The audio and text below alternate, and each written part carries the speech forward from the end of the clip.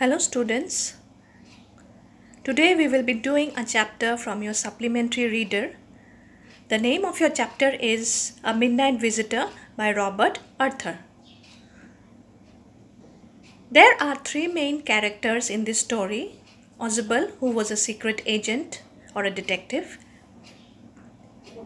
Fowler, who was a writer, and Max, who was another secret agent.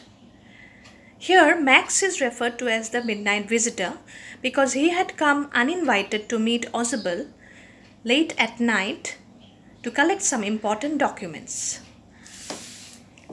So, let us begin the story. When Fowler met Ozable, he was very much disappointed on seeing him. Fowler was a writer by profession and he had read many detective novels and stories, and he had formed an opinion about how a secret agent should look like in his mind. According to Fowler, secret agents should be smart and have slender bodies, but here Ozable was fat and looked very unsmart. Moreover, when Fowler accompanied Ozable to his room in the hotel, he was again unhappy because his room looked very dull and boring. When Ozable saw this expression on Fowler's face, he understood that he was not happy to see him. Ozable knew that Fowler was a writer, so he must have imagined Ozable to look like a smart and a typical spy surrounded in mystery and suspense. But all these elements could not be seen here. Ozable told Fowler that he would be bored no longer because very soon Ozable would be receiving a very important document which would set a mark in history.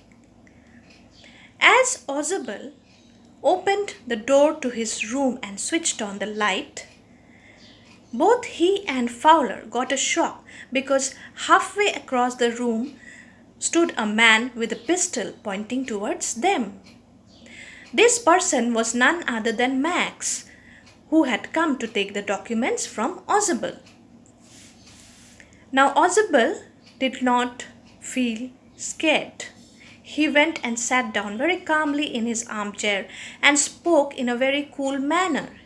He told Fowler angrily that this was the second time that an intruder had got to his room through the balcony attached to his window, and he was about to raise the complaint against the authorities once more.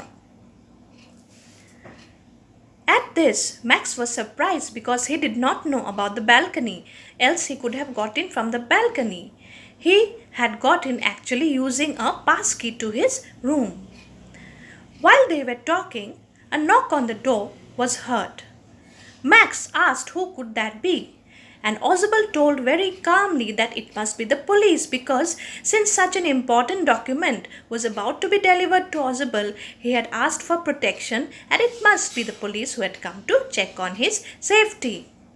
Max got frightened and, pointing the gun towards them, told them that he would be hiding in the balcony attached to the window, and also told Ozable that he would shoot them.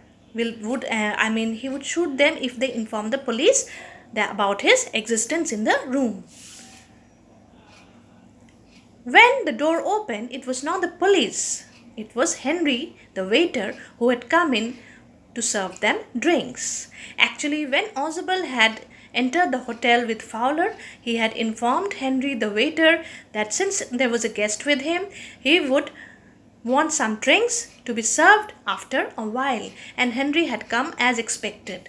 Ozable knew this and he had done purposely to fool Max. When Fowler told him that if Max would find out about the lie, then he would shoot them. But Ozable laughed and said that he had made a fool of Max because there was no balcony attached to the room. When Max had jumped from the window, there was a shriek and a shrill.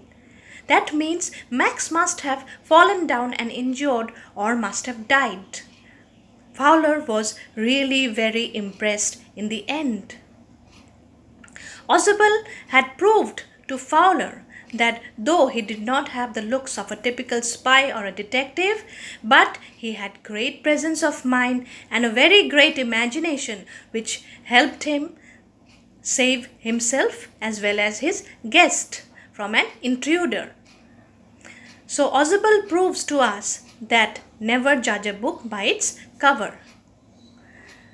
So that's all. I hope you have understood this story. Thank you.